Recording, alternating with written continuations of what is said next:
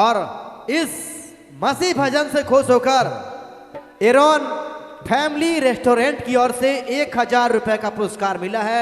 बहुत बहुत धन्यवाद, शुक्रिया एरोन फैमिली रेस्टोरेंट के हमारा दादा को जिन्होंने ये प्यार दिए हैं। बहुत बहुत धन्यवाद, शुक्रिया आपको। और फिलहाल चलो हमरे एक और गीत बटे जाती कहना हमरे की झारखंड कर आदिवासी और मूलवासी हमरे कर बोलना ही गीत और चलना ही नाच लागे। ये तो हमरे कर झारखंड कर परंपरा के। और आज हमरे चूंकि 25 दिसंबर जन्म पर्व करी खुश बेला में सबको उपस्थित हो तो सुना एक और प्यारा सा गीत पवन रोय जी कर आवाज में। आइए गुरु जी करेंगे शुरुआत हम। हल हेलो हेलो हेलो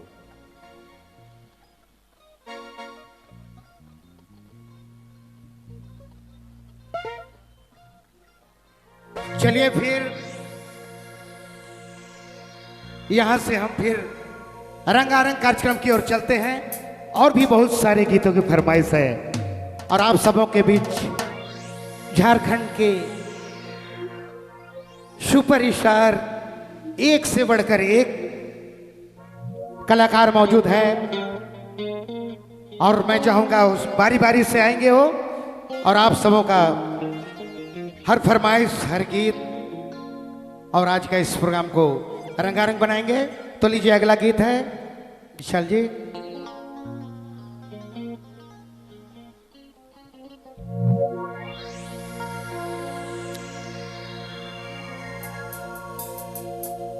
साल में एक बार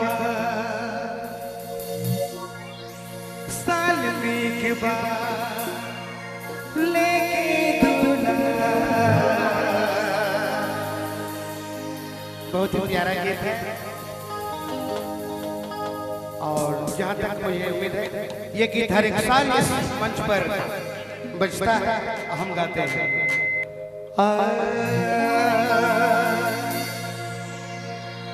साल में के बाद लेके दूल्हा